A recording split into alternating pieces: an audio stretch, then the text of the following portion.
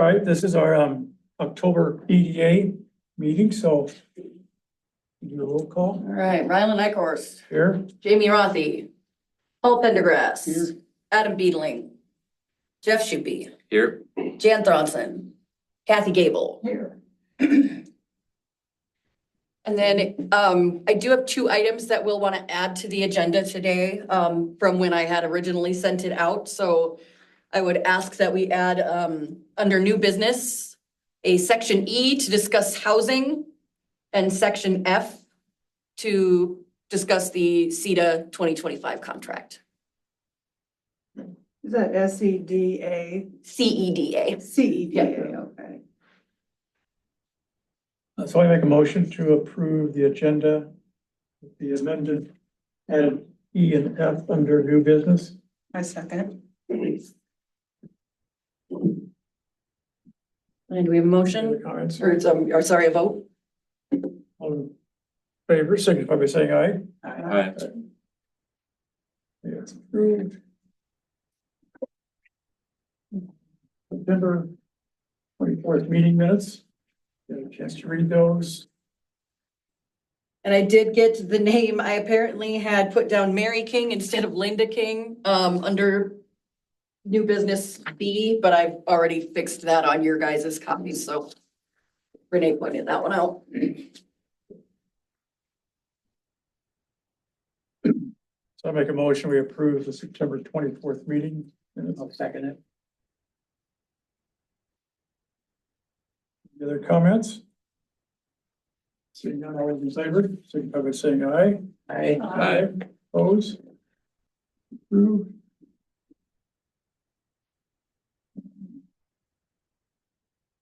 Next item on our agenda is a guest or public input from anybody who would like to make any comments. I'll take mine until after the meeting. Yeah. Okay. So with that, we'll start with our new business. All right, commercial permit update. One permit was applied for over the past month, and that was from Irv Gavlonik on city council. He is going to be building a structure on his own property that he will then be selling for future office space. So it looks like that has been in the process yet, but he hasn't had the full application go through or anything yet, but just so everybody knows that's on the Where is, docket. where is his property or where's the building gonna be? Yeah, I believe it's the one that's just right down on Minnesota, right? Across from his house, right next to the entrance to the Alice Park, It's the site. on Minnesota Avenue on the right-hand side. would it be the part of this property that's in front of the garage you just built, or the barn replacement? Yes, yeah. Okay. So it was a shell, now he's in the process of making an office on the one end, so. No, the permits for the building that's already there. Oh, okay. He's not building a Renee new told one me. on. Is what? Yeah, because he said he doesn't have that permit yet, but he's in the process of Yeah, getting it started, yeah. the other section that he's got for the lot, that's a issue for later down the road. Sometime. Because yeah, we don't get the info on the residential, just the commercial. Yep. For the King commercial development update, I guess anyone from council, I don't know if there has been any discussion, but I just have it on here in case there is anything. President, it's just still in process. No, I don't think there's been any annexation papers submitted or anything like that. There's some behind the scenes working towards doing that annexation process, so. Yeah, that has to happen before anything else can happen. It's Perfect. Real quick, I know this isn't public, but last time you guys talked about them having a public meeting or meeting with the neighbors, they did do that, actually. We had a meeting here a few weeks ago. Great. Here, and I talked to you, Ryan, that day you stopped by my house. Yep. But they did meet with us. They are very engaged and willing to work with us, so it's a pleasant experience so far. Was it pretty well attended? Yeah. Good. Pretty good fans from the Citizens area out there, so. That's Yeah, great. thank you, because yeah, that's great to know. it's great to know they engage. Now, who was it that actually you spoke with? Rylan and, So, No, it was No. Linda King, Joe Sutherland. And Gotcha. then the individual from Woodset. The developers. Logan. Yeah. okay, The engineer for Yeah. Woodset is the engineer. Yeah, thanks, Brett. That's, I Yeah. lose track of time, yeah, but they had that probably early October. I think so, yeah, it I'm was, guessing. yeah, I think it was that first week of October, it was on a Wednesday night, they had it here, so. I understand there's about 18 people there. Yeah, we had, like I said, it was a pretty good turnout. Most of them were from the Cedar Woodlands neighborhood over there. They did, propose a few different ideas and, like, one of the things that they said was, a hotel possibly. And so the neighbors spoke up and said, not overly wild about that. And they said, well, good to know, we'll drop that down to the bottom of the priority list. So they're very willing to work with kind of what we're looking for, but it's similar to what she said that night where it's gonna be high end, which we appreciate and whatnot. We did ask too, which Ryland, you and I talked about this, so I'm not surprising you by any means, but we talked about that road connecting through our neighborhood. Mhm. There's concerns about that for obvious reasons, and they said that that's more of a city thing than them. They didn't necessarily want that to begin with, so that's a different discussion. They're just calling that out, so. Good. Really good. I'm really glad that they went ahead and did that. Initiative, yeah, Mhm. early on, so. it's good. Perfect. So the next section, we're gonna finish up with our report recommendation review. So in your packets, it'd be the section that just has starting with health and community support services, goals and recommendations. Aren't we starting with local government and public services? That comes after. Oh, I'm just looking at the agenda. Oh, sorry, I've just got it It with must the be same different list. than in the, okay. Yeah, gotcha. my apologies. They're just in, oh no, oh yeah. I don't know. If you want to go in that over weekend though. Oh, I don't care. Doesn't make any difference to me. Nope, that's my bad. So for health and community support services, first identified goal there is to recruit facilities for residents in need of part-time or full-time care. There are many individuals who are in need of full-time care or assistance, and do not seek help that they need due to the fact that there isn't any available within city limits. This could include, support services as well as, potential facilities that we could utilize. There's memory care facilities, there's, hospice care, all sorts of different options. But I think, one of the recommendations it would be to looking out for which ones would be the most beneficial for our population in specific. And then for the area, in case there's, certain support services that maybe aren't as prominent in Rochester that we'd be able to benefit from having here. So that could be, a lot of that could be just the feasibility, a feasibility study for a nursing home or facility there, and they'd be able to take a look at all the different types of potential facilities and which ones might have the greatest impact. Hey, how are you doing, Jan? Sort of lonely Oh, welcome, welcome. people don't. So you want to grab a packet from right up Is that there. the table up there? Any thoughts on that particular goal recommendation? Well, as somebody who's worked in healthcare since forever, when I looked at this, the first thing I thought was, creating a nursing home or a dementia unit or something in the city of Orinoco is nursing homes are kind of getting to the point where they're outdated and obsolete. Nobody ever wanted to move to a nursing home. Any of you guys ever grow up and decide you want to live in a nursing home? I did admissions and stuff and it's just not it. But there are different alternatives out there now, which are homes that have 5 or 6 bedrooms in them, and then services can come in and provide the care within that home. A smaller setting was what I thought when I read this. Not that I'm any, if somebody wants to come in here and build a nursing home, go for it. But I just think that the reality of something of that caliber would be challenging for anybody, especially with the healthcare worker crisis right now. Right. Staffing a nursing home is just.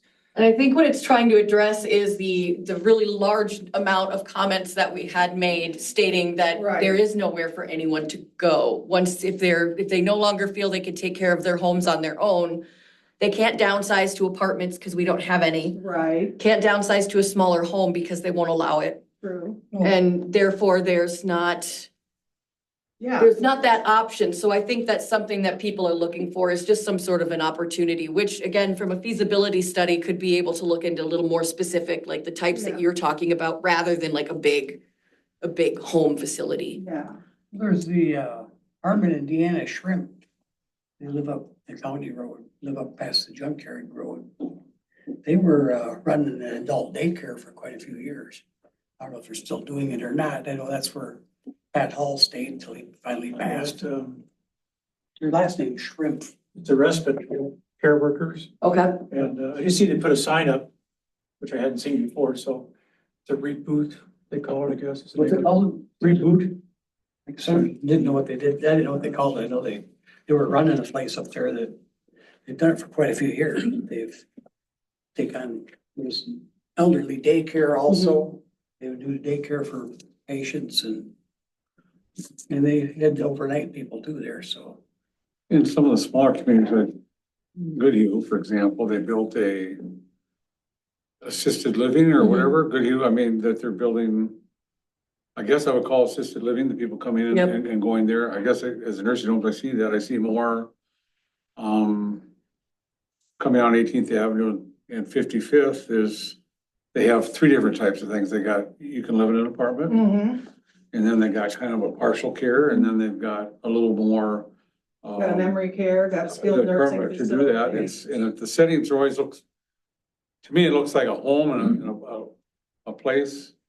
My parents, thank God we never had to do that, but it was almost a death threat to send people to the nursing home. Oh, yeah, Because people didn't want to go because it was just impressive. depressing and whatever, where I see some of these other homes like Goodhue and some of these other, when I go up to Cannon Falls, different places, I've seen some of these places going up.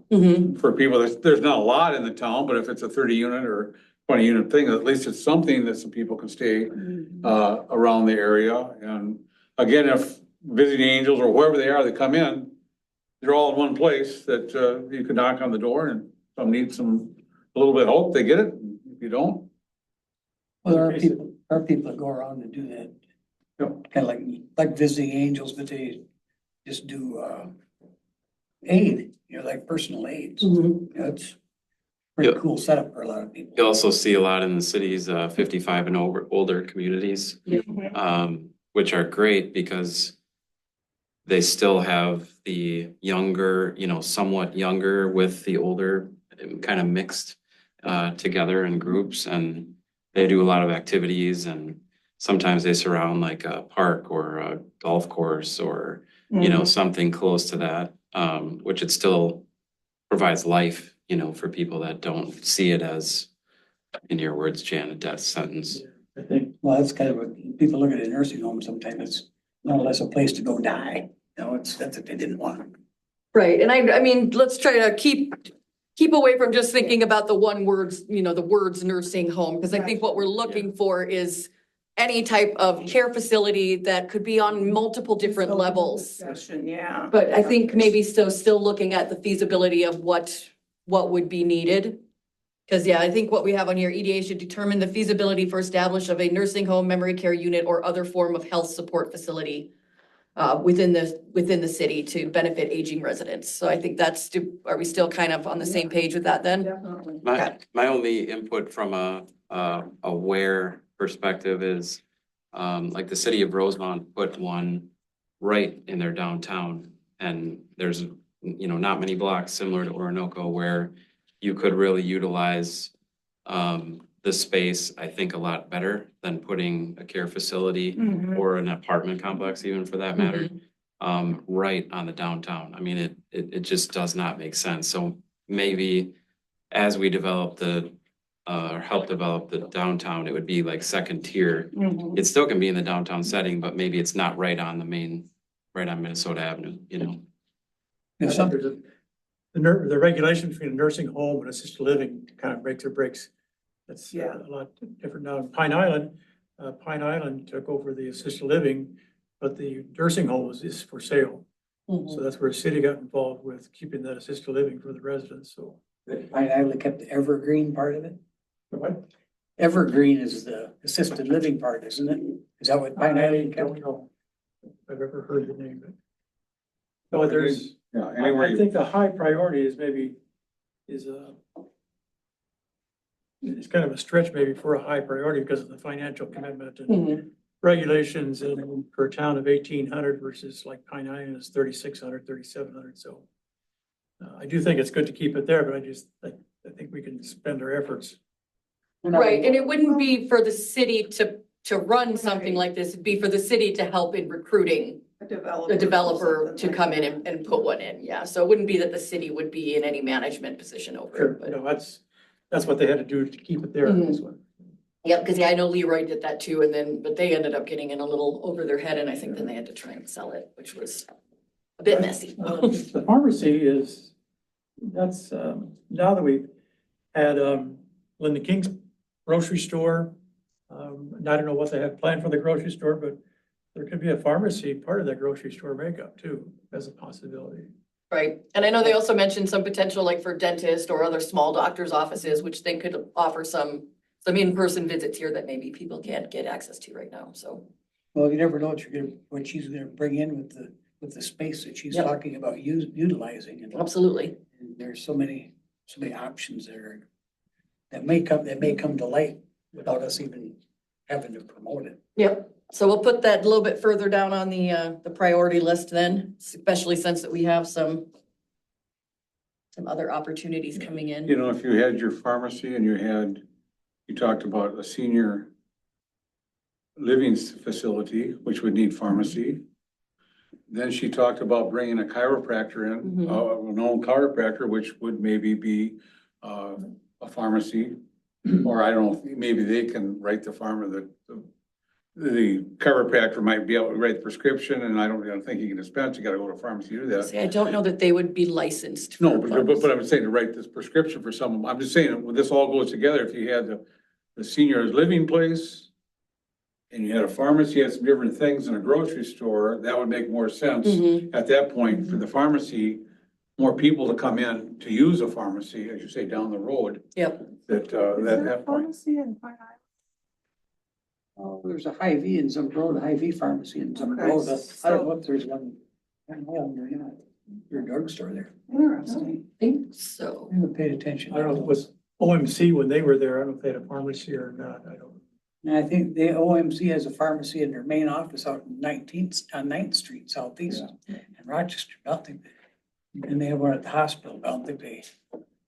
I do think the last item, the accomplished development goals of age friendly, I think that was, I think that could be a medium or maybe a high, just because of the involvement of working with developers and Mhm. whether it's sidewalks or homes on a flat, with no steps. The amenities of a park, green space, that type of thing, so I think that could be a high ranking just because it's, we know the development's gonna come. It's just a matter of making sure we get some good input into that from the age-friendly community. So maybe we flip around goals 1 and 3 to as far as priority line. Is that kind of what we're That's I thinking? would suggest, but that's up for the discussion. Is obviously on our priority lists, especially with our work plans each year, everything's gonna be changing as different opportunities arise and all that kind of thing. So it's not like we have to stick with exactly what order we've got written down. I mean, number 3 is broad, you know, it's not Yep. necessarily the specific homes that someone would develop, but green space, I mean, that's, That's everything for age-friendly that we have, because we do have our action plan covers 4 domains, and we've been having some conversations now with the EDA, and we'll talk about that a little bit later. Yeah, we do have a little chat on that after a bit here. So for health and community support services, is there any other goals that you think maybe we needed to have in there, or are we feeling pretty confident with what we've got for the time being?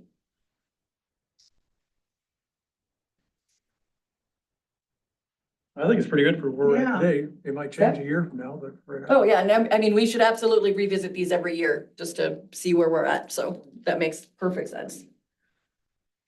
does this, I mean, health and community can, I don't want to get into a very broad, deep discussion, but that can mean, you know, a lot of what's in here is almost like reactive, meaning like pharmacy is a reactive medicine. Planning, I guess, number 3 could be proactive, meaning green space, parks, things like that. But if you think about health, just as the word in community, then that goes into community center or gathering space or, Yep. you know, basketball courts, pickleball courts. I mean, does that include that, or is it more This is more specifically like the facility kind of Okay, side of it versus when we talked about the recreational and transportation and paths and, you know, walking paths and then actual, what do we call it? Community support services. So those would be like a recreation center and those kind of things. So we kind of covered that a little bit the last go around. okay. But yep, very similar though. Because I'm sure a lot of that could be overlapping. Mhm. Just an editorial on the Explorer partnerships, we may want to say OMC too. Yeah, We say Mayo Under, County. they're sometimes a little easier probably to get a partnership with, I would think. Could be The only reason I say that is, yeah, I've got a loved one in a independent care facility and Olmsted covers all their needs. It's, I don't know, 400 people on the campus and they're there, so. Yep, I'll make sure to update that. The next section is local government, public service, goals and recommendations. And again, these are only the ones that are designed to be towards the EDA.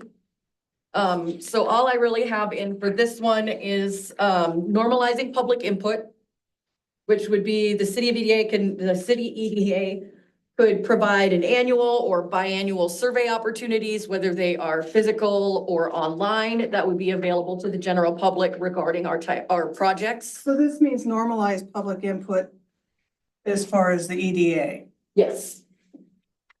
I mean, obviously, we would love to see it going for the rest of the community as well, but the city council received their own list of recommendations that came from the same report that were geared specifically towards their realm, since that's where their decision making will lie. The normalized public input did Yep, they had that as well on theirs. Yep, as a goal. yes. And it's just a matter of what the council decides they want to take on from that. But we can only obviously address what's under our purview, so. Mhm. When it comes to that, I think an annual versus biannual, I think there's always would be a circumstance, I think as a committee, if something really special comes up, you could address it. But I think as far as the survey goes, I think instead of I think an annual is Keeps it in front of people. put it out in front of people and do that versus biannual. Again, if anything ever comes up, we're a committee that, or the city council, anyone can address anything on a basis, if it's really a special need, that you could take that issue up. But as far as us planning or doing something, I think an annual, Right. it's just my opinion, is enough versus not spending more time. And we have added, all of my contact info has been added onto the EDA website, and it does encourage individuals, if they've got questions about the EDA or something, might want to get in front of it, to just let me know, and we'll get it right in front of the board at its next meeting. So it is something that we're already trying to work on, but we definitely want to make sure that the public is as aware as possible Absolutely. that we want to keep that engagement going. The second one would be to encourage and increase civic participation and community engagement. The recommendation here was for all boards and committees, to host town hall style events on occasion, especially when there are larger projects coming up, to make sure that the community has a full option to come in, not just during city council, but during the planning phases, to be able to come and provide input, because usually once it gets to the council, that's when it's at a decision-making phase. So during the planning phases, we think it's also important to make sure that we get that community input. Mentioning that the city could also work to promote volunteer opportunities for public gatherings and those types of things, whether it's through Gold Rush Days or public elections, those kinds of things. But a lot of comments were made that there weren't a lot of volunteer opportunities available for people, and that there are people who are not working during the day that would like to be able to get involved in and just don't have anywhere to do so. So if we can keep that in mind when we do think about updating projects or publicizing things, that might be good to be able to engage those individuals. Is it possible, when you talk about all this, I know that the Olmsted County and the Rochester City Council, all the governments get together one time a year. They all have kind of a joint meeting. So everything there, so they can kind of go over everything, what's going on with the thing.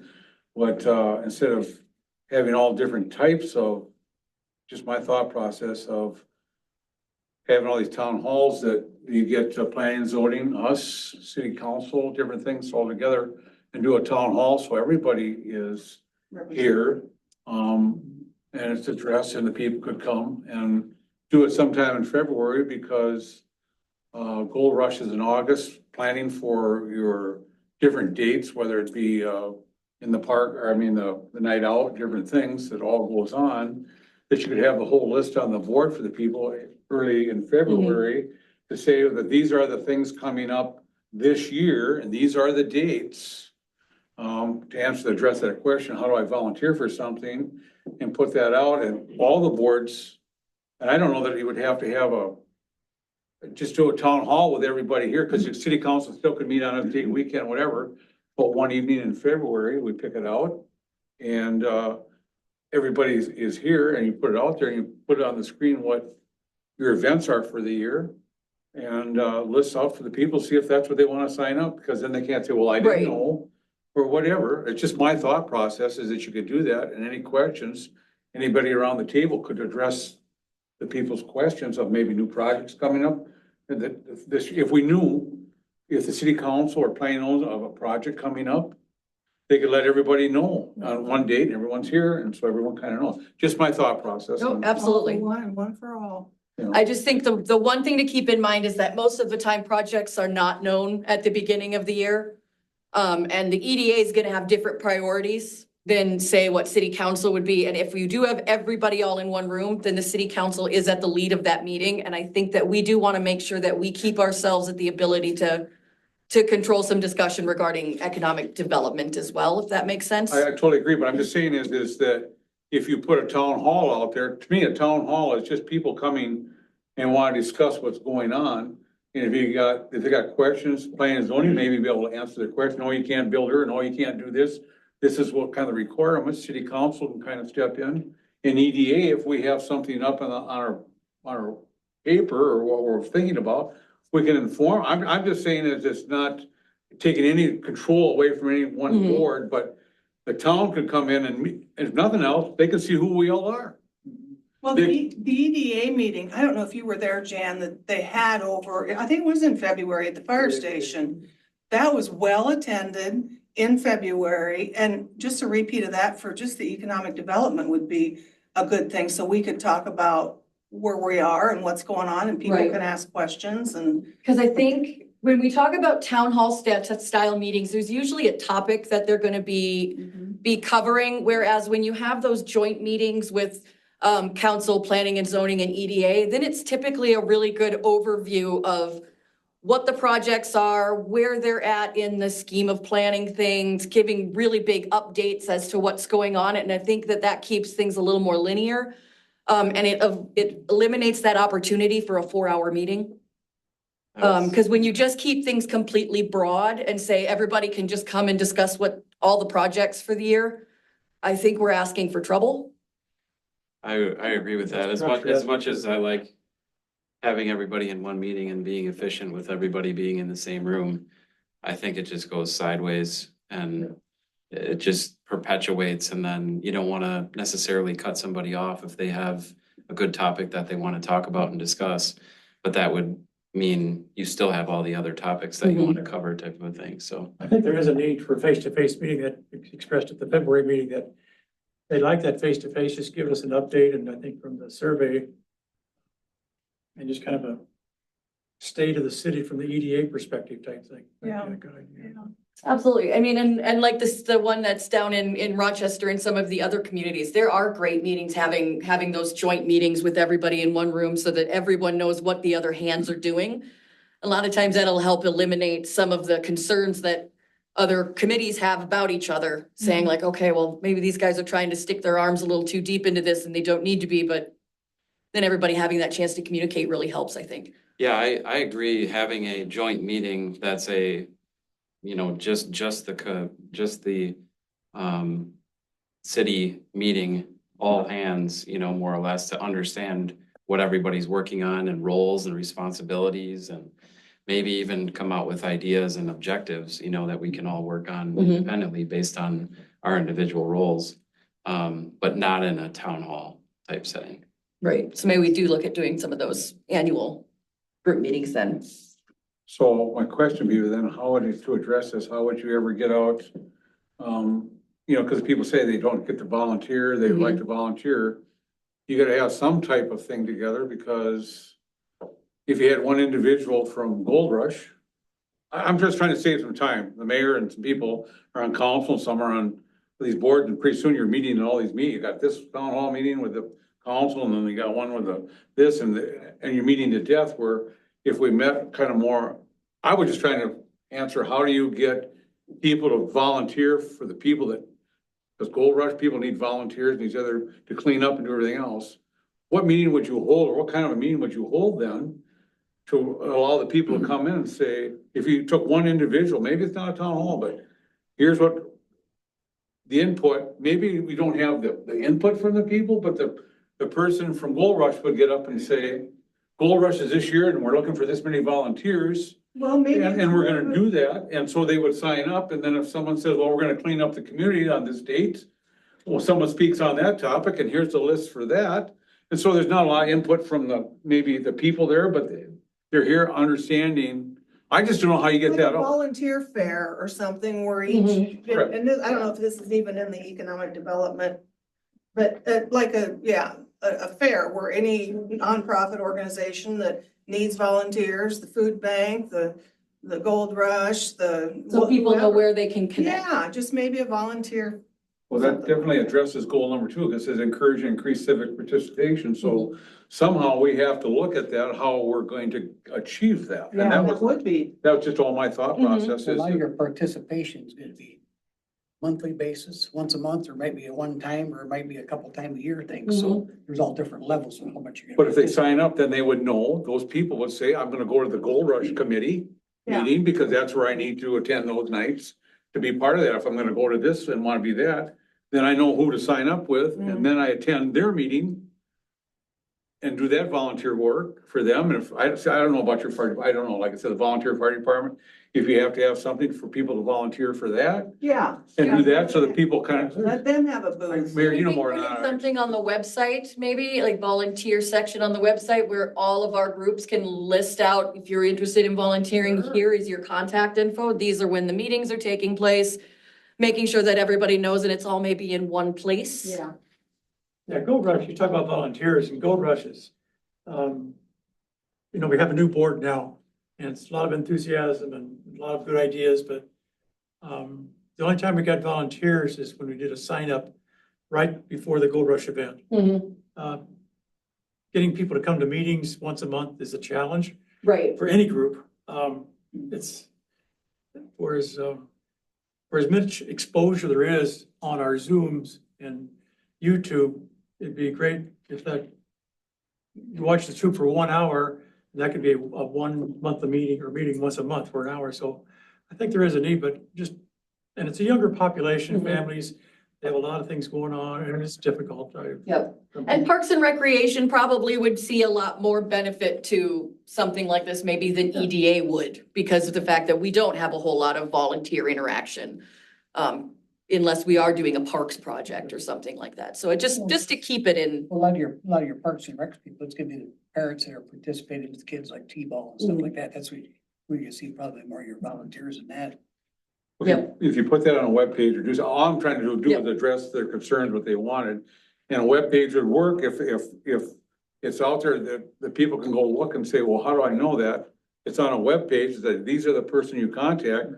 My only thing is we've accomplished goal number 2 there, that we're sending that information out to the community so the community feels that they can participate. You don't have to have a Absolutely. meeting, but we can do it another way, but. Well, and I'm it just can be trying to address- included in that quarterly newsletter that we put out. It can be announced to the entire public then, that way, like where they can find that information. A lot of good ideas, so let's continue on to see that. Okay. The last one here, community identity Oh, goals. wait a minute. I'm not done talking about local government and public service. I thought we were gonna. Oh, go to goal soup, number sorry, yes, 3. I'm copying myself right over things. We're going to number 3, correct? Yeah. All right, increase public perception of transparency between the local government and its residents. Now, is this all in the backs of the economic development? No, again, this is something that we've got it on ours. Planning and zoning has it on theirs. City council has it on theirs, but We can only be in control of what we can be in control of. And I just want to say, I really appreciate the energy and effort that went into putting this whole thing together, because I think the information is excellent for what we need to do to plan ahead. But last Tuesday in city council, there was no transparency, and there was going to be no transparency. A motion was made and seconded and carried forward that nobody was to come forth with any public input. Now, if our elected officials are representing people, I'm not an elected official, but I want to represent everybody in Orinoco. If they've got a problem with economic development, I need to know about it. Absolutely. But an elected official that doesn't want to hear public input needs to really question what they're doing in their job. And I think if we ask our citizens to come together and volunteer to do this, these people all to volunteer, and then we've got one entity, the most important entity in our city, is dragging its feet, is not abiding by the goals set forth in this project. Paul, you're from city council, maybe you can explain it better. You said it. I said what? You said that there's nothing, there's no real comment about it. They said that you watched the video, what I said. I did see what you said, but I'm wondering, I said they could bring. What are you, what motion are you referring to? I'm talking about the identified goal to increase public perception of transparency between the local government and its residents. Was that on the agenda the other night? No, that is in the Orinoco Community Engagement Results Survey Right. that I assume all city council members got a copy of. Right, that was on the agenda last week. I don't, that's not my question. My question is, if you're asking all of these people in our community to come together and work on a project, but yet you don't want input back from them, that's what. Nobody's ever said they didn't want any input from anybody. Nobody's ever stopped anybody from putting input. Everybody's got a pencil, everybody's got a pen. Anybody can write a letter. Write a letter. Anybody- So anything anybody can that, write a letter, just like I said, they can write a letter that can be acknowledged. and that's how it's gonna go forward with the city council in We said Orinoco? that was a one-time deal. One-time deal. Because it frustrates me. Absolutely. It frustrates me because I want what's best for this city. I really do. And Everybody does. I hope so, Paul, but you can't be transparent and make those kinds of motions. You aren't transparent. And when you're not transparent, people wonder. Well, I completely support this discussion happening on a wider level. I think we should just, for the time being, we'll try to keep this towards the EDA. But I do think this has to do with the EDA, because when we're trying to promote our community, Right. and you've got a developer coming into our community and understanding that they can't go to the city council meeting and say something, whether it was last meeting, it might be next meeting, Paul doesn't know, it's just one meeting. If I were a developer, I'd go to the town that I could visit openly with my city council. Well, and I think that's where we can make sure that at least on our end, when developers do come to us, we make sure that, again, just as all of the other committees do, we make sure that our minutes are thorough, which I think I try very hard to make sure that I get everything in there. And that we get them up on the website as soon as humanly possible to make sure that those are available to the residents immediately. We even make sure that our unapproved minutes end up in council packets Right. to make sure even before they're approved, I get it. they're public. So I just think that at least we can do on our end and make sure people know that at least the Economic Development Authority is going to be pushing everything forward in front of the public. And I think the more that we can get in front of the public, the more that the community will become normalized to that public input ability. Which, I mean, the only thing about council that we can ever tell people is vote, because that's not something where people are appointed on a general Well, time being. Well, only in special circumstances, but otherwise it really is just a voting situation, whereas on the Economic Development Committee, we do have general public coming and sitting in and being able to it participate. just takes the wind out of as a volunteer, it just takes the wind out of my sails. It's, Jen, go ahead. You brought it up, so I just want to say a couple things on it, is that I got called and they asked what was going on. And I said, geez, I really don't know. And then I did some digging into it. My only thought process on this is open and transparent. I had to come before the city council myself and spoke. You get 2 minutes, maybe three minutes, you get 3 minutes. And the rules are very clear Mhm. that you can't mention people's names, you can't get vulgar, and you can't do things. And I really believe that open comment period is that you come with an issue and you speak on the issue. And sometimes your issue might not be, as a mayor knows, it might not be, because I spoke on some, whatever, that is personal to me and what I own, and I spoke on it, and I've done it. And sometimes it may not shed a good light on what's going on. But that's open and transparent, and then, in my opinion, you always try to work forward from that position, is how can we better the situation if a resident's having an issue with their property or whatever's going on, that you bring it to council, because they're not going to address you that night and answer you. We all know that. Mhm. They're not gonna talk back unless you get on the agenda. And so I was a little taken back that, I guess there's gonna be, if you're gonna be on council, there are gonna be some issues that come up that could be a little touchy, and the rules are very clear. Don't say the name, don't be vulgar, don't do things. And you let the people mention what they're gonna say. And we're all big people, we're all adults, are supposed to be in the room. And you let it do that, and then the council can decide how they wanna move forward on it. Exactly. So I was taken back a little bit by that, and I hope in the future, it doesn't ever set a precedence in the future, because it doesn't matter who's on council that does that. If, once you start something, it's kind of like the filibuster, once you get rid of the filibuster, you never go back, and it happens, so. That's all I'm gonna say. I'm on a committee here, and I wanna be transparent. And there might be some people that come to us and talk to us that, And I've it got a might, couple might, calls might, too. So let's just kind of circle back well, around. and I'm doing that, but that's transparent, so that's all I gotta say. Transparency is, it doesn't make any difference what committee you're on, whether it's parks, water and sewer, whatever the EDA. And I think transparency is raised its ugly head of not being transparent, but in the case of EDA, we need to be transparent. Yeah. And that's the focus for why we're here tonight. So I think Rebecca, you're doing a great job, and I think we as a committee need to be aware of transparency and how best to serve our residents with what the EDA is doing. Exactly. And these other things they'll work out whatever it takes, but from an EDA perspective, we just need to keep focused on our mission here, so. So let's continue on. All right. So next one we've got is utilize Gold Rush Days and other events to increase communication between residents and the city.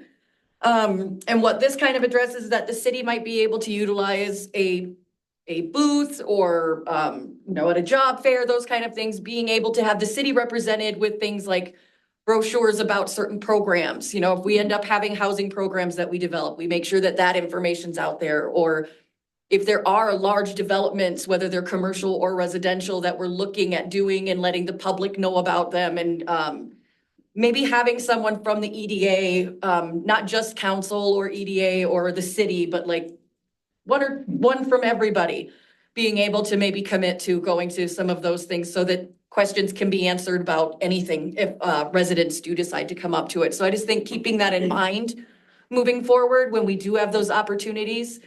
And Gold Rush Days was specifically placed in here just as one example. If there are other larger events that happen in the area, whether it's even at the schools or local festivals, that those could be well utilized by the city as well as our local, other local organizations. Okay, all right. And for community identity goals and recommendations, our first identified goal is to commence a community branding process. And I know we've already spoken about that, and then we had made our application to being able to do that. So I know that we already do have this on our radar for moving forward.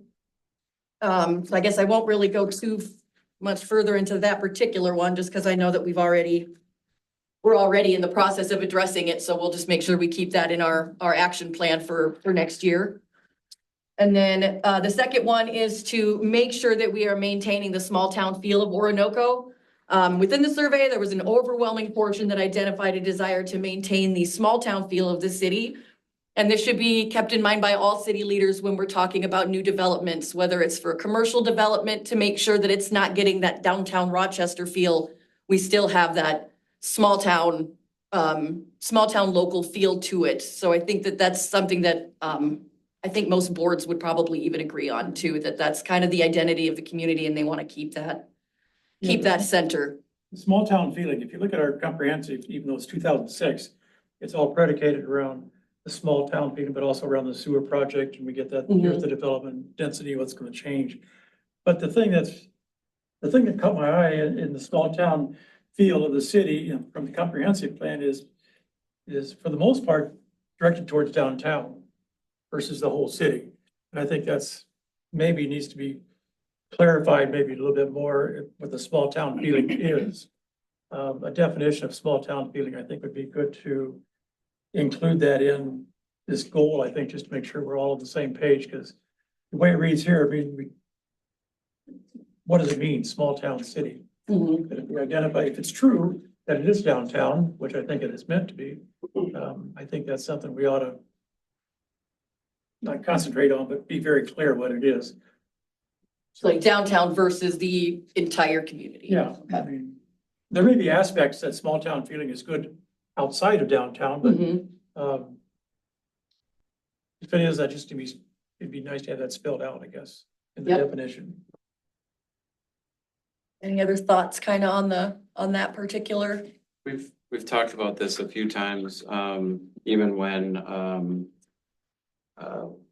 Linda Ing was here and I asked the question, what types of businesses, and of course they can't share, and I completely understand that.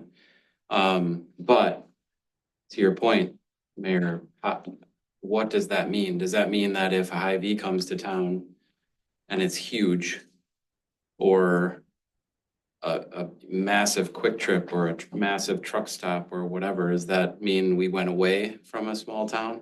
Or does that mean? There's a place I for don't know. commerce and there's a place for small. town. Right, yeah, I don't know what, Well, you know, and just for an example, Manterville, they really wanted to get this Casey's into Manterville. And they were very specific about the feel of their community.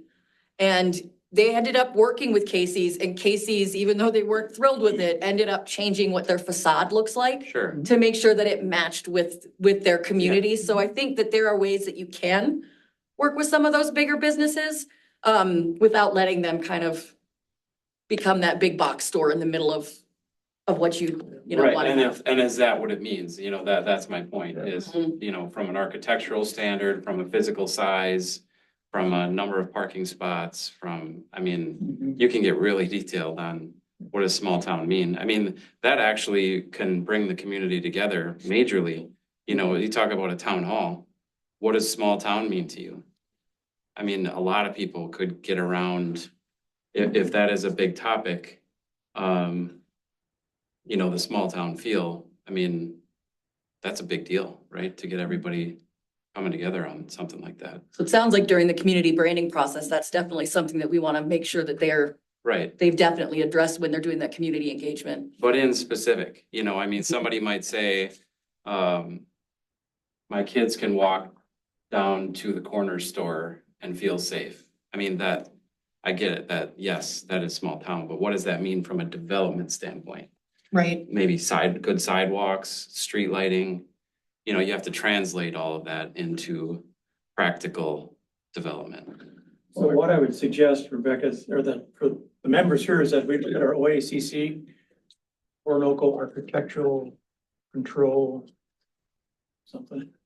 It's in our 151 code, I think, but I believe it identifies per zoning R1, R2, B1, B2, B3, B1 historical. There may be some guidelines already put in place to talk about what it's just I haven't seen them, looked at them. It's in there. Like the time. It's in there. So it may be already taken care of, it's just we need to be aware of it and focus on it. Is the small town feeling that I've gotten is a lot of people, from what I've watched at some of the meetings and everything else, is they really don't want business. They would rather just have it be residential housing. Well, it can't mean that.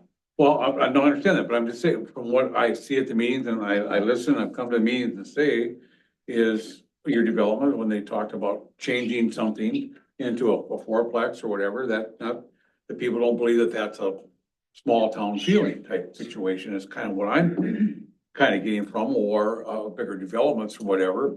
And so when you say, I guess you have to identify what you really mean by small town, because some people would just like to see single family homes and just stay the way it is. But then you gotta drive to Rochester, get your groceries and do everything else to do what you gotta do.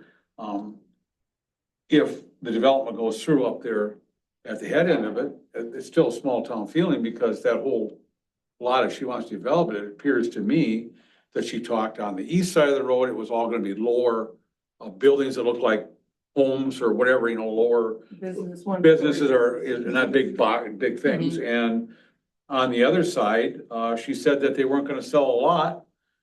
They weren't gonna piecemeal. You come in, this lot's gotta be sold, and this next one, and this next one, so they weren't piecemealing, so you got a business here, and then you got all these empty lots.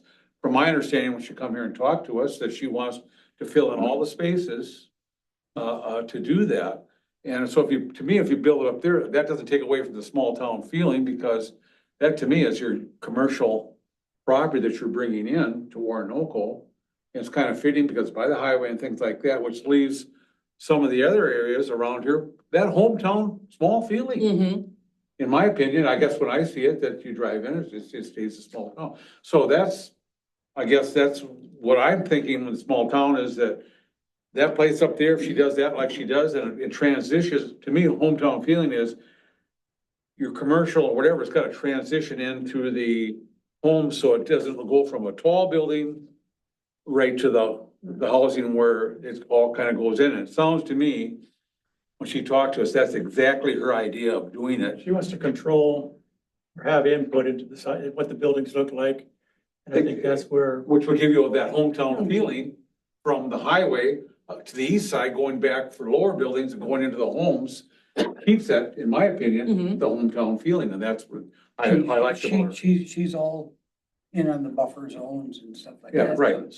So that's, And all, Yeah. that'll all blend together very. No, this is exactly the kind of input we need, guys, to make sure that we get all this put in correctly for our next plan.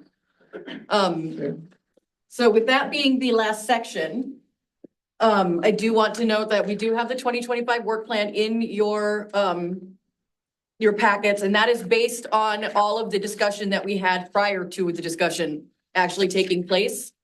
So I am going to take all of the information that you guys have provided me back with over this meeting and last meeting, and then I will have a completely updated plan for us to be able to approve at our November meeting for our January plan. Does that sound very good. perfect? All right, well, we made it through that, guys, that's awesome.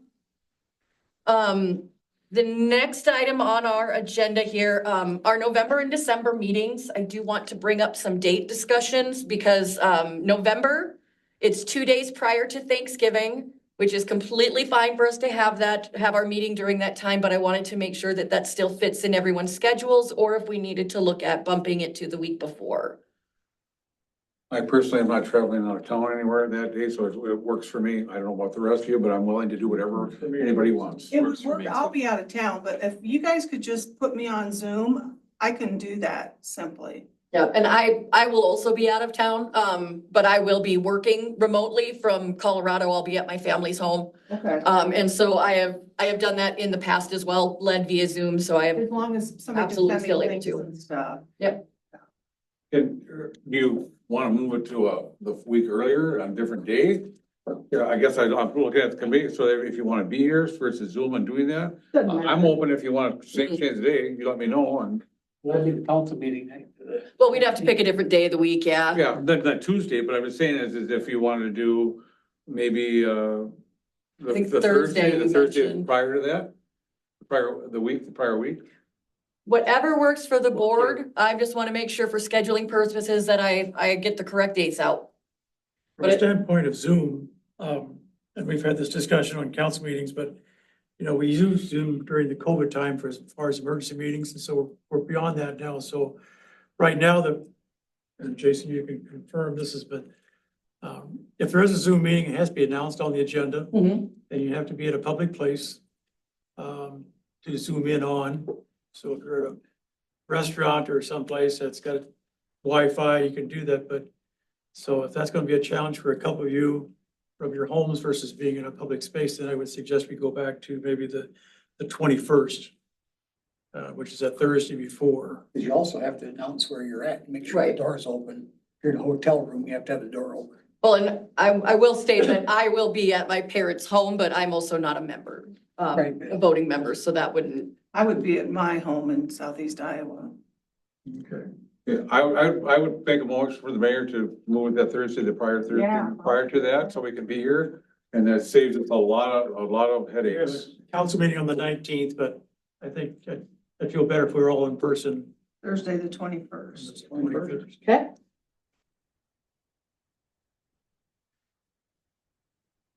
And then in December, we definitely are going to need to change that date because it's Christmas Eve. And my 65th birthday. Oh, well, happy almost birthday. Can we also make that one the 21st? Or I mean, not 21st, but make it the Thursday following, the before. previous Thursday prior to that? So that would be Thursday, the 19th. Because we want to make sure we have a quorum.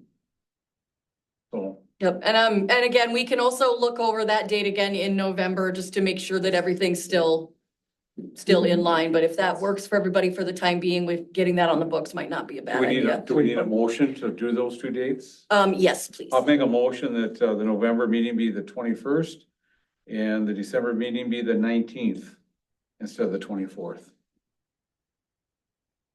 I'll second that.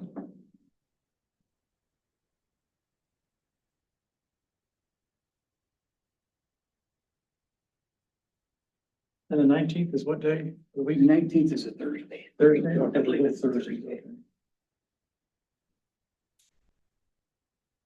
19th is a Thursday and so is the 21st. Any other comments? Seeing none, all those in favor signify by saying aye. Aye. Aye. Oh, same sign.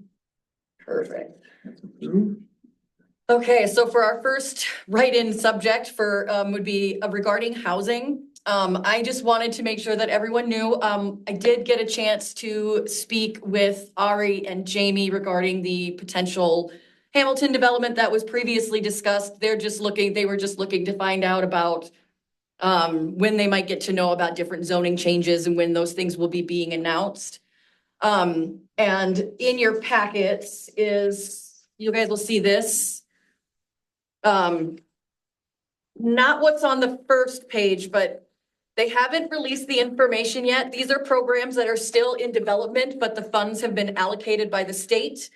So I'll be watching for them when they come out. But the Greater Minna Housing Infrastructure Grants are offering up to $500,000 of infrastructure money to put towards housing developments. It wouldn't qualify for housing developments of just the really large lots, because it does have to be for workforce related. So it would be able to work though with their proposed development, the way that it has the multiple tiered types of housing. For that one particular, it would qualify because that would offer different ranges of housing costs. And so they can get up to $30,000 per lot for 1 to 4 unit homes. And then up to $180,000 per lot for multifamily housing. That would basically be money that usually the city and the developer would partner together with to do. So the roads, the water, sewer, curb and gutter, those kinds of things. And it would just be able to help us with some of that. Now, if we were to apply for that for any particular type of development, we would always be able to have the option to decline it if the development wasn't going to happen. So out of curiosity, what do they call affordable housing? What's the number they put on that? I would have to look that up for you. But it's not Section 8 housing. It's not any of those. It's I'm not referring to that. I would be guessing probably around the $350,000 mark. is there a state statute that follows workforce housing definition? I don't believe so. I think it depends on which programs, unfortunately, as to which one is which. Average, medium income, Mhm. average income. medium Yeah. income. So it does change and it alters. But I will look up that and I'll have that for you. I'm curious what number they put on that.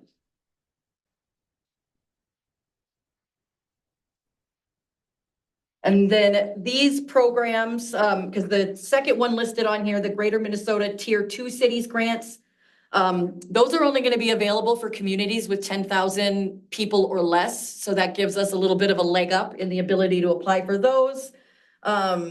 The minimum award size for those is 25,000, and then the max is going to be upwards of that $500,000 again.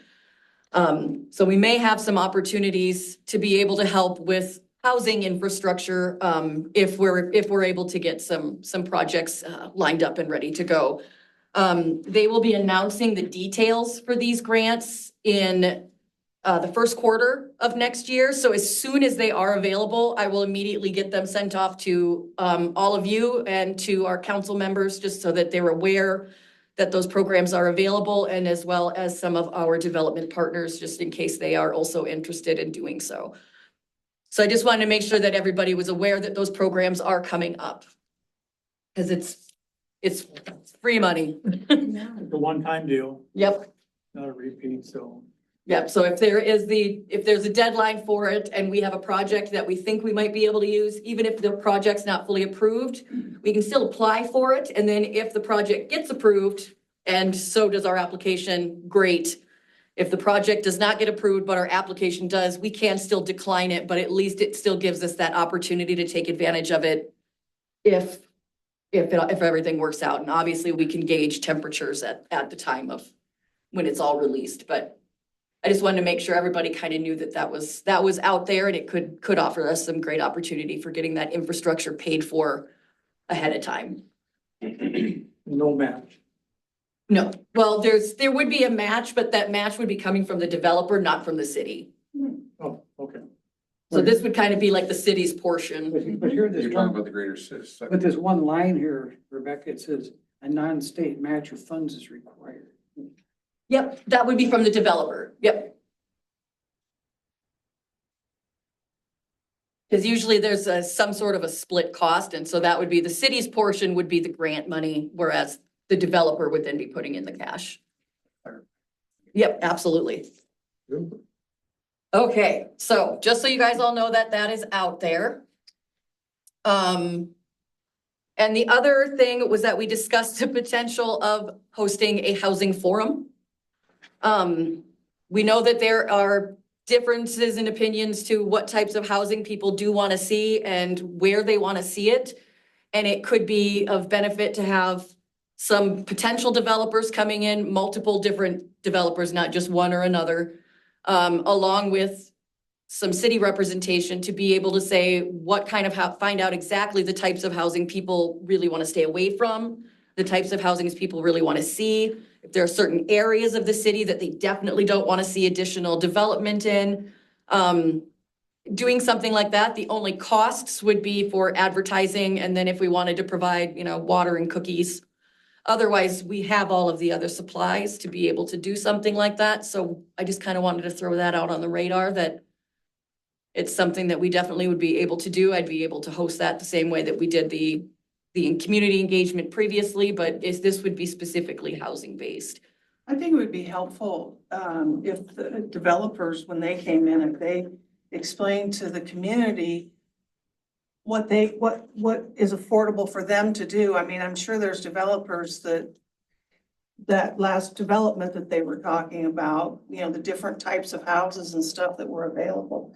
Probably the only way their business plan worked. I don't know. But it would be nice to know, and how many houses do we have to have, or households do we have to have in Orinoco for the sewer and water to be efficient for all of us? It's understood about 10 a year, isn't it, Rylan? It's what, It's 10 a year, I think it needs to grow. 10,000? No, 10 hookups a year, correct? Well, that's what That's part of our cash flow analysis. is all And done. hookups a year. Yeah, that was very conservative, so. But that's also subsidized with some of our CIP money too, so. And then it needs to be looked at, now that we're in process, we got some good expenditure figures that we can work with and everything, so. But, And we just it hooked needs up to an be additional updated, and I 17. think that's, maybe Is- Jason's been talking. Just hooked up a new development on the west side. I don't remember the name of it. What's the name of that development, Ryland, that we just hooked up to that? The 17 homes over there, The Riverbend Estates. Riverbend Estates. They account for this year's 10. So, But when you ask that, just so I have it, when you say 10 years, that after everybody in Orinoco that was here hooked up, and they're adding well, 10 after that? that's based, we did that 4 or 5 years ago, Okay, when we were talking about the funding that we're gonna get and our, the bids and everything, so it needs to be redone again, and I don't know, maybe it has been done or it's been talked about, but It's been talked about, but 10's a base minimum, what we need to keep to be able to hopefully stay afloat with the project for prices and costs and stuff like that. Obviously, the more the better. Sure. You know, the more the merrier. It's gonna help the project along, it's gonna help the citizens. So, but 10 was the kind of agreed upon number that would estimate, you know, roughly help subsidize, but it's gonna take a few years as well for the project to really gain its footing and to really see where we're at and find that base level. And that would be the kind of information that would be great to be shared Yeah, at yeah. that type of meeting, along with, you know, what's the differences when we talk about our tax base? What is the tax base? What is it used for? And how does housing adjust that? How do we see differences in that? So I think that's kind of what a housing forum could do. So we don't have to make a decision tonight if we're going to have one or not. I But think it'd be great. I would love to, yeah, get Yeah. some temperature on it. We not only have 10 a year coming in though, but what's the, Jason, help me out here. What's the number that probably gonna hook up in 2030? Cause that's kind of the next phase of the sewer project, isn't it? I have no idea, because we haven't officially started talking about that, so I don't know. Yeah. But that's kind of the remainder of what's left in Orinoco, but that hasn't even begun to be discussed. And that's, So, by the time we go a couple of years here, that's not too far down Phase, the road. phase 1A is about 510 units. So right now, we're probably at about 470, something like That that. 510, does that include all of the commercial too? Yes. It does? Yes. So, I like the idea of the housing form, but I think we ought to, you know, we talk about developers, but we also should have contractors. Because contractors really need to share with them the cost. The general public needs to have some idea about the cost of building large lots versus small lots. That difference, because it is a big difference. And also we should include some financial people as well. So it's like financial developers, contractors and council or EDA, whatever you want to. Maybe some landowners too. I think planning and zoning is a key. Oh, of course, yes, yeah. I mean, from a technical standpoint of what is allowed, we have nothing to do with that. Right, We're that's recruiting correct, we're recruiting developers, so P and Z can, So it's kind of a big group, but I do think it'd be very worthwhile for our residents to hear that. So maybe we'll go ahead and, Level the field of actual facts. right.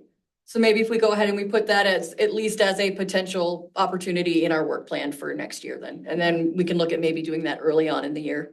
so I got a question, going back to your sewer thing. So if you say 10 people hooking up, so if a development comes in and say you get a big grocery store or a big Quick Trip or whatever, your sewer rates are gonna be higher, I would think, Sure.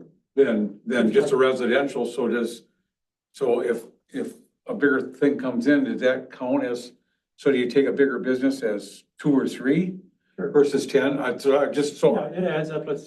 It all depends on how much water you use. Right, So like, Casey's or, Twin Sisters or Two Sisters, you know, I think that was 5 ERUs. okay, so that does make a Based on the difference. water and how much. Right. you use, so. And Well, the they other, told us that we're gonna use. okay, and the other question is if you have the people and stuff, the roadways, as far as the people understanding, the development, if people have that kind of idea that the developers know that if I put this many houses down the street costs this much money. If I put 15 houses down the street is paid for by 15 houses, but if I do a bigger lot and do a street, 5 people on a bigger lot down that street, the street's still the same amount of money. So that people have an idea that, there again, is the width of the street. You got your main thoroughway going into a development is usually wider versus if you have a cul-de-sac, which is a little narrower. So the people kind of understand is that, I'm not talking about rack and stack or anything else, but the price of the streets going into development, so that people understand that the cost is this much money for 15 houses on a street. And if we do a bigger lot and only 5 or 6 houses on a street, the street still costs you the same money. Do those people that are buying the lots then would have to pick up? I mean, when they sell, the developer sells a lot, their lot has to cost more because there's not as much money to go around. So I mean, in my mind, that's always something, to think about. And are you going to, are you going to start to require, because I've also heard this and I brought this up, sidewalks in these developments? In other words, everyone's told me they hate to have their kids walk on the street because there is no sidewalks in Orinoco. So with these new developments coming in, are they all gonna have sidewalks? And the sidewalk's gonna go to nowhere because once you get out of development, there is no sidewalk. So again, the people have to understand when they do this, the lot, when you put a sidewalk in and you do that, it costs more money for the lot. So it's just my interpretation when you start to talk to the community and everything else, what they would like. Right, And and the I think community- infrastructure would be a big part of that type of forum, for sure. Correct, so that you can tell the people, this is what it takes to do this, and it's what it takes to do this. Yep, So they're well absolutely. informed. Absolutely. Right. All right, so we'll get that in as one of our priorities for next year then. The last item under new business is the 2025 CETA contract. We just got that in the mail, in the email this week. So we wanted to get it in here because then it will need to go in front of city council. So, of course, I read it earlier. The annual fee for the year of 2025 would be $32,137, which I believe was a 4% increase from last year. 32,000. I think it was 27 before. Yeah, 32,137. And you guys should all have a copy of that contract in your packets as well. I make a motion, we approve the 2025 CETA contract for professional services. And I would second that.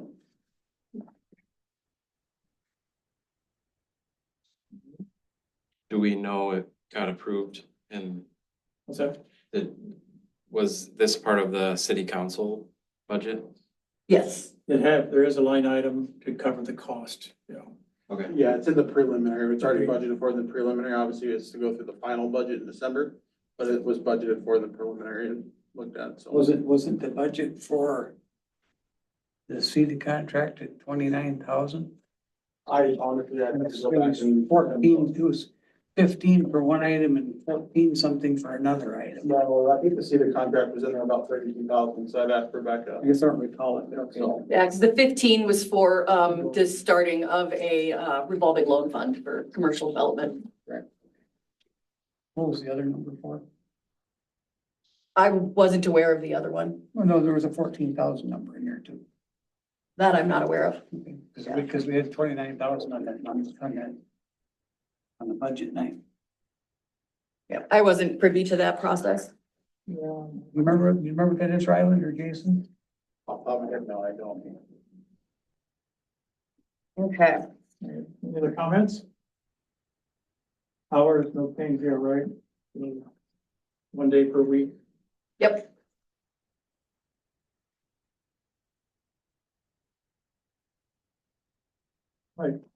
There's no any additional questions, all in favor, signify by saying aye. Aye. I, Aye. Opposed? Approved. Okay. So I can pop through old business fairly quickly here. For grant program and updates, we had the Smith Small Towns Grant that we applied for $10,000 to put towards branding. We were approved for that. So we did already get a chance to accept those funds. So we have $10,000 that will be coming to the city for that purpose. The one thing I would like to inquire from you all this evening is, we initially had spoken about Cracker Jack Marketing, who had partnered with CETA, and possibly working with them.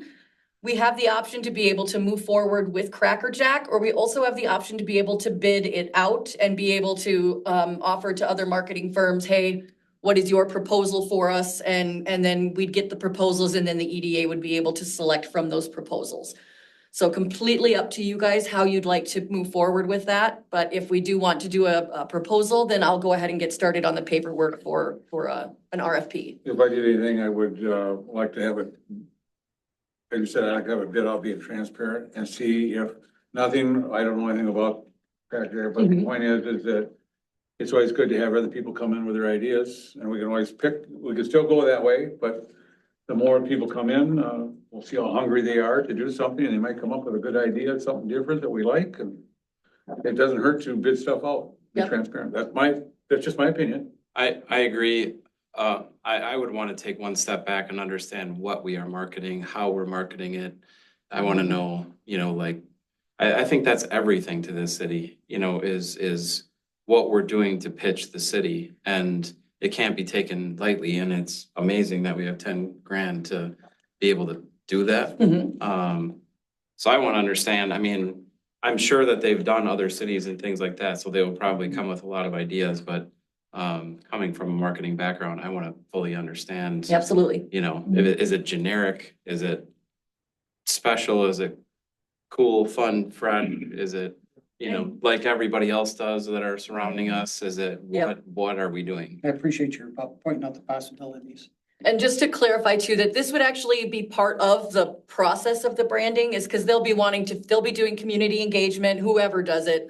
Will be doing community engagement to determine, are we just looking at logo updates? Are we looking at making sure that there is a motto that really encompasses the community that we want to be able to focus on? So it's going to give us all of those different opportunities, and we also will be able to make those requests in the proposal if there's certain things that we want to be able to identify.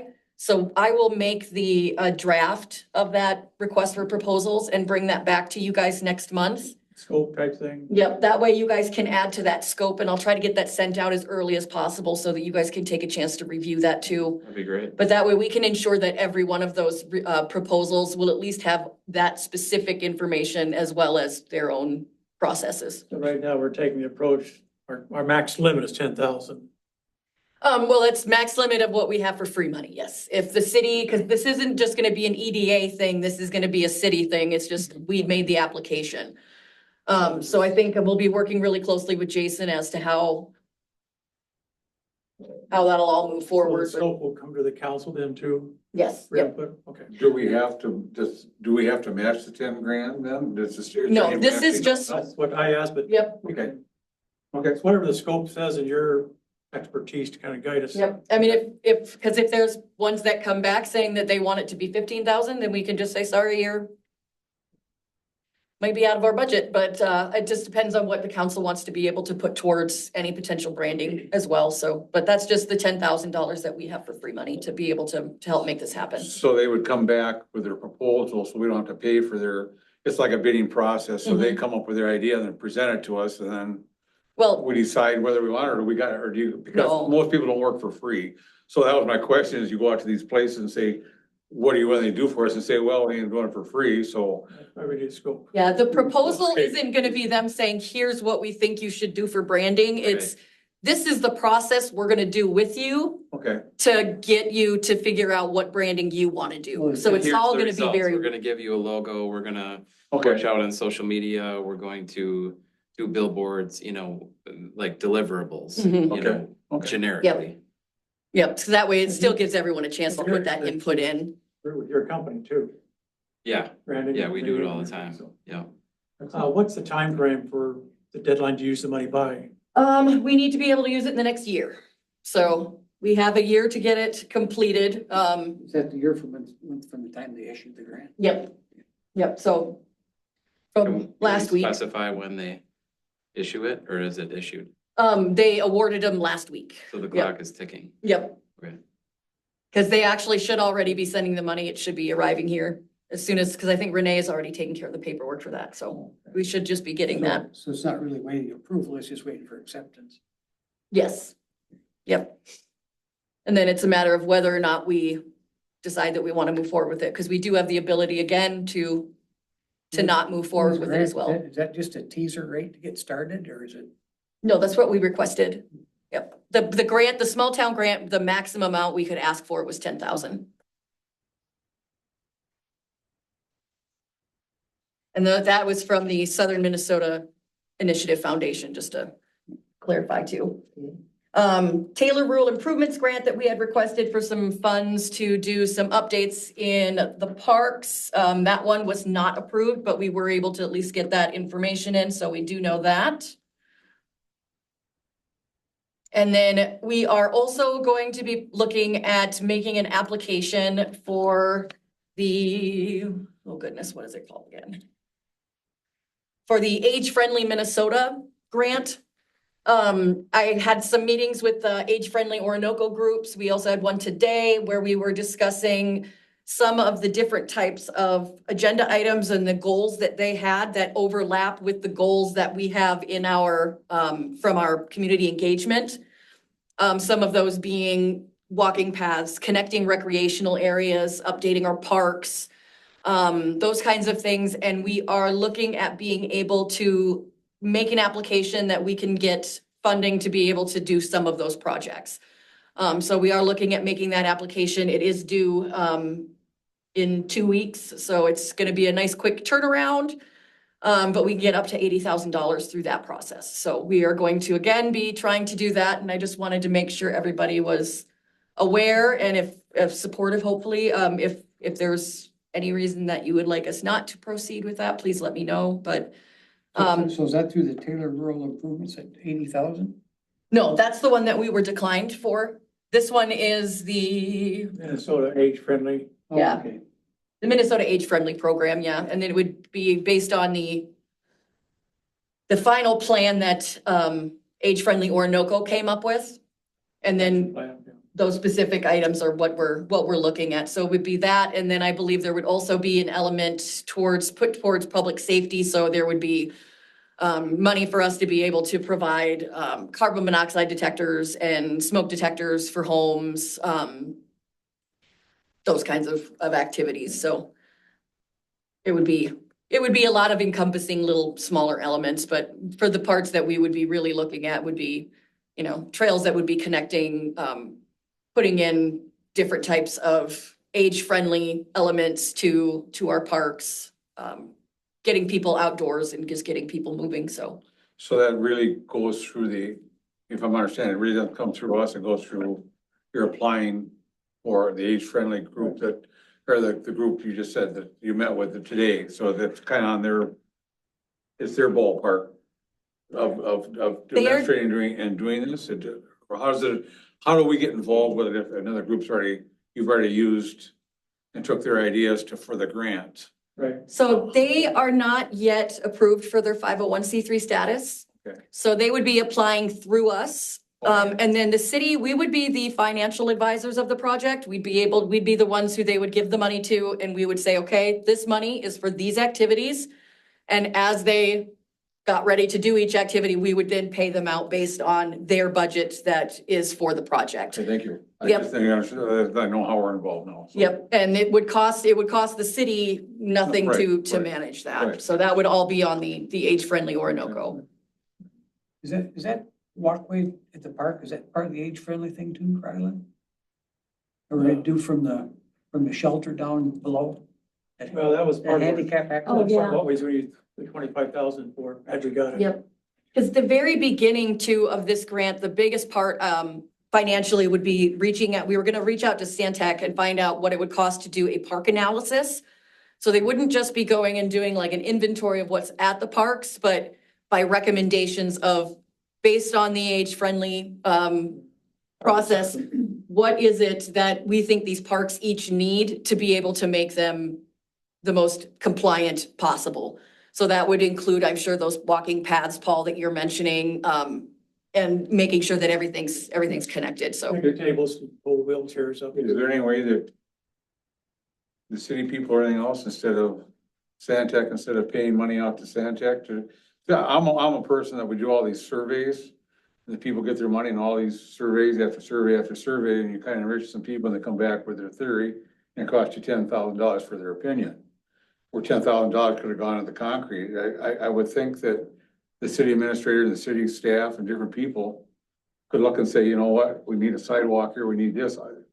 To pay a firm to come in and take $10,000 from us, when we are, you know that you need that already, why hand that money? Why not put it in concrete.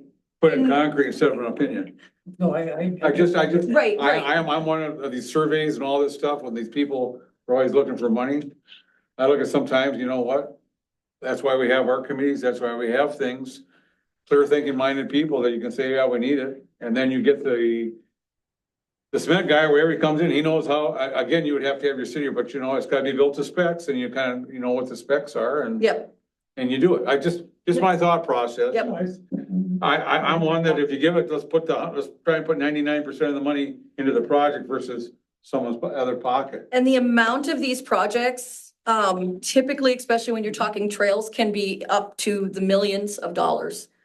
So this 10%. isn't designed to complete those, but it's designed to help prepare and design. Right. So that's what we'd be looking at doing. And then on top of it, yes, the city knows what we need, but if I write down a list or if Jason writes down a list of what we need, and then we present that for a grant application, they're going to just shake their heads and say, well, who said that? We need someone who is going to be certified in being able to make those determinations, engineers who are able to tell us where we can put those, where we can't, what's going to be required of doing those processes. That's what we need to utilize. This particular report would include for us. So that would be able to provide us with the information that we need in order to apply for the funds to actually bring it to fruition. So my question is, what's the actual fee of that? 10-20% of the project? You don't know. that. We're making the request for the amount now so that we can put it No, into the no, grant request. No, I understand, but I'm just saying, when you talk about the people coming in doing that, $1 million project, they take 20%. $200,000 out of the project to give their opinion. Yeah, and that would be a whole different Well, but I'm just thing, saying, so. that's what I'm just saying, is when they get some of these people in for your, I understand you gotta write your grant. But if there's any way that we can look at things, put more money into the project versus the other, Right, and you that's just my- certainly can. It's just when you do have grant programs, there's a lot of extra requirements that you just have to follow. Okay, I will leave that to Yeah. you and do that, but just my thought. Yep, if we're using just our own money, absolutely. But if we want free money, Okay, there's always catches. So Stantec, you have planning services that design parks from scratch, and so it's their assessment of what they look at our parks and what it would take to become more is there any, ADA compliant. when you do that, just out of curiosity, because Sandtech has been with you guys forever. Again, I always look at things and say, you know what, is there someone out there that's a little hungrier? And they actually And brought willing, that up. and willing to come in, a different engineering firm to come and say, you know what, I'll do it for a little bit less. You kind of bid it out, say, what would you do, this, and this? Any business, when you have someone for so long, eventually you gotta look and say, maybe we need to have some fresh eyes come in and look and see if there's a better bid, because if they know that every year any company's gonna beat the same person all the time, they get pretty easy and just say 4%, 5% increase, and everybody just goes along with it. Right. That's just my thought, that's good business to say, is there another engineer out there when we do these grants that would come in and it would be a little less money to do them?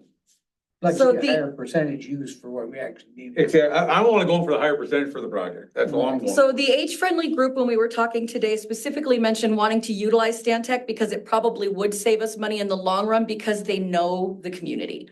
And that was kind of the reasoning behind making that particular selection was they already know the community's infrastructure because they put it in.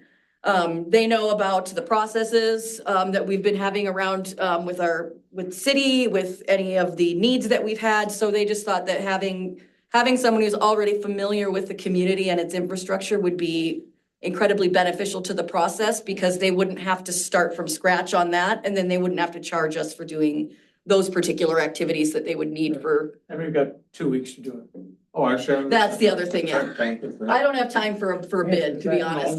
Well, no, I understand, but as we move forward, Yeah. I'm always gonna bring this up and say, you know what? Need some fresh eyes on this, folks.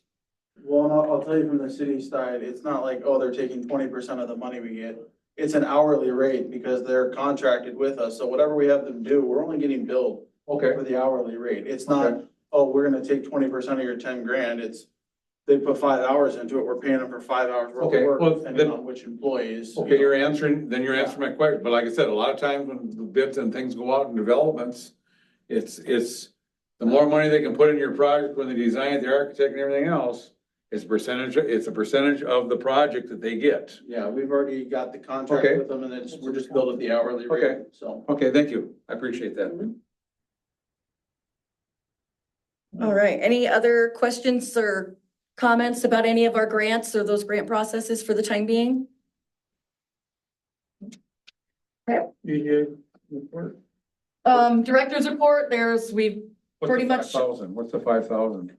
the 5,000, that's the $5,000 Compeer grant that we've already been working on that was used to do the community engagement process. Okay. That was the one that we were awarded back in Okay, January. okay, Yep. okay, gotcha. Thank you. Yep, I'm gonna start making sure that under old business, there's always gonna be the grant and programs update, so it'll show what is out there submitted and not approved or declined, what's been declined and what's been approved and either in the process or already completed. So I'll just make sure that those are there so that all year round, we are able to see kind of where we're at on a year-to-year basis. And then the director's report, everything that we've already talked about is pretty well covered in there. Only thing that's not on there, I did attend the Parks and Recreation meeting this past month as well to be able to get some input from them on what types of park projects they would want to see happening, just because we have so much of that involved in our own goals. So I wanted to make sure that discussion took place before finalizing our work plan. So we did go ahead and go through with that as well. Last meeting, you spoke about reaching out to business owners to have Mhm. meetings. Have you started that process yet? I haven't had the opportunity yet with the work plan and the grants that we had moving, so I haven't had a chance to get that started, but I know that that's gonna be first priority at the start of the year for sure. Okay. In your notes, this business subsidy program with USDA. Mhm. What's the timeframe? Can you just comment on that? They haven't announced when yet. It'll be opening during the first quarter of the year. But they will be able to offer us funding potentially for creating our business subsidy program, which would be that revolving loan fund. I don't have all of it with me today on there, but we should be able to get upwards of around $500,000 again. Well, sometimes it's 200,000, sometimes it's more. It just depends on what they've got in their budgets for the time, but specifically, this money is for establishing these types of programs. So they know that they're not gonna see a whole lot come back to them from it. It's really just to help us establish those revolving programs. So that's what this USDA money is for, is to help us manage that. Yep. Yep. And you've dealt with those before in other cities? Yes, I personally have it, but a number of my CETA colleagues have, so we've already been in contact and I've taken a look at their past applications so that we can put all of that into consideration.